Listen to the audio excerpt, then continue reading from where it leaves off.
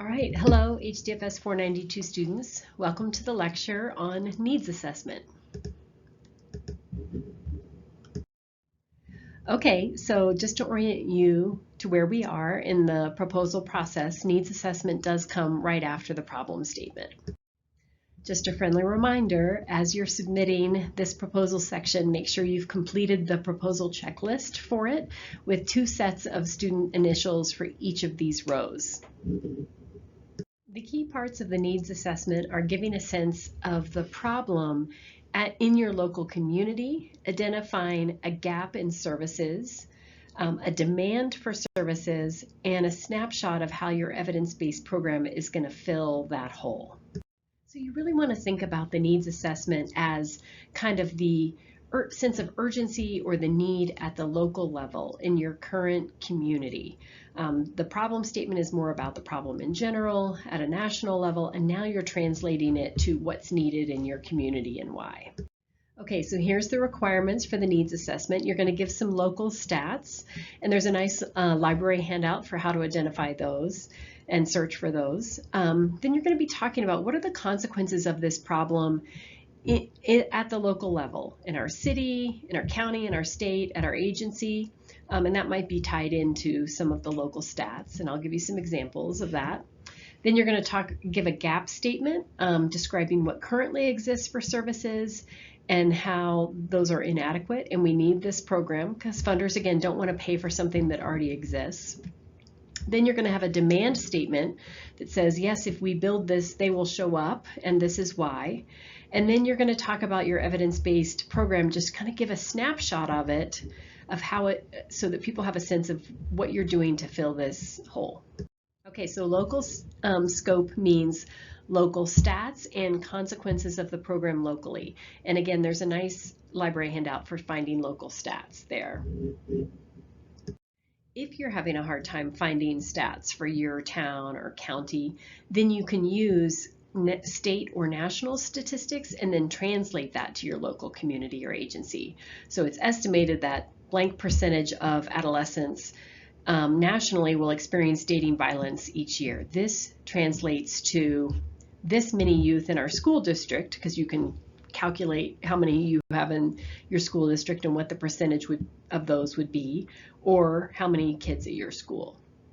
Here's another example. Over the past blank years, rates of adolescent substance use have increased in Larimer County, with the most recent survey showing that blank percentage of youth reported substance abuse in the last year, and you'd want to have a citation.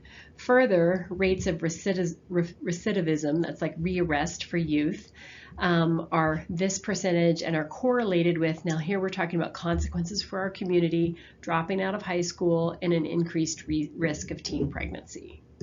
Once you've established that there's a problem in your community that you're trying to solve, now you're going to demonstrate that you know what services are offered in your community and why they're not enough.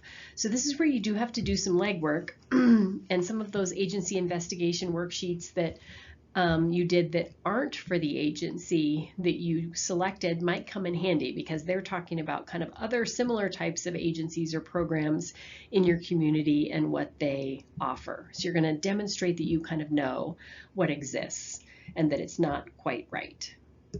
So if we go back to our example of emotional well-being in older adults that we're using a lot in the workbook and in the lecture materials, we could say, all right, in our community, we've got some programs and services for older adults, and we've also got programs and services that relate to mental health and well-being, and we can describe those. And then we can talk about how there's a gap in kind of combining those or making them affordable or accessible. So I'll get to some examples.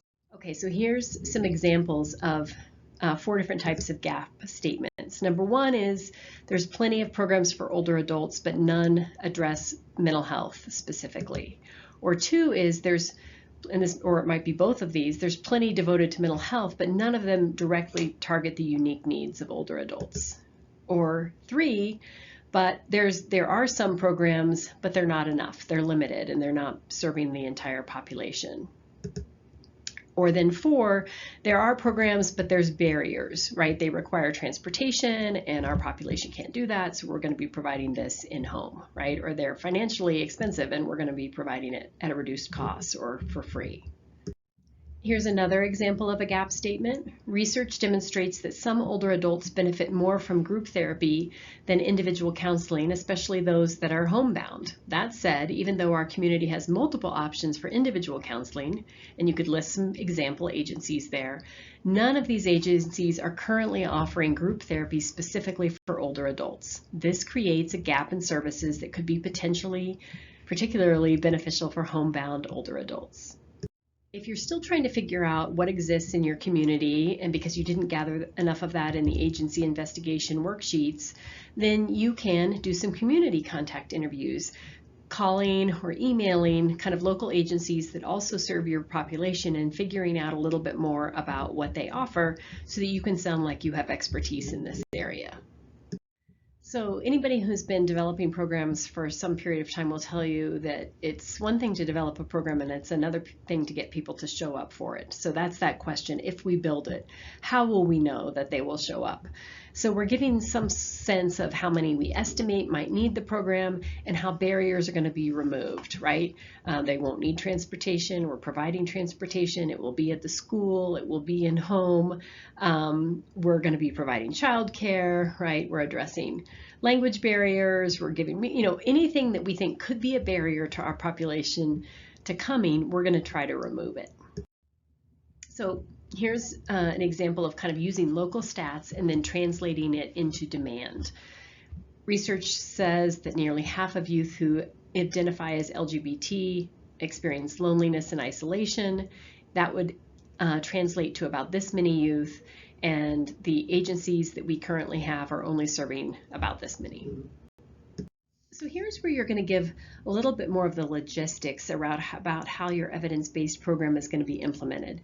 You've given a little mention to it in the cover letter. You've given evidence for it, the research behind it, in your problem statement. But here, it's like we don't want people to have to wait too long till they get to the methods to figure out what you're going to be doing to solve the problem. And so you just want to have a sentence or so where you say, you mention again your evidence-based program. You kind of basically describe what it is, how many people you're going to serve at a time, and how many times it will be offered in a year.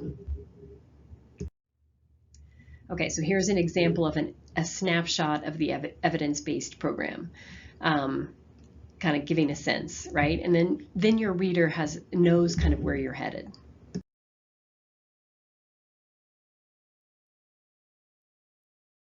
Okay, so just a friendly reminder to work again on your concise writing, right? So here's a statement pulled from a student's draft of the needs assessment section, and you can read through that and kind of see that it's a little bit wordy, right? And then we can kind of go back. It's got the content in there, but how can we say it, more simply in less words?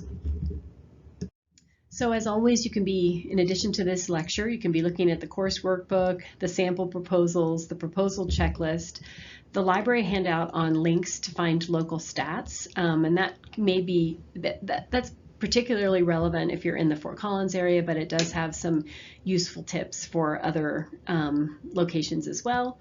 You can be asking, if you're writing this section, you can ask your group members for their agency investigation worksheets, for if they were also from the same community. You might be pulling on the evidence-based investigation worksheets for that EBP Snapshot. And then again, community contact interviews are important for helping you understand what exists in this community, and you also might get some extra credit by completing that assignment. All right, that's everything. Reach out if you have questions or come to office hours with a draft and I'll help you with it.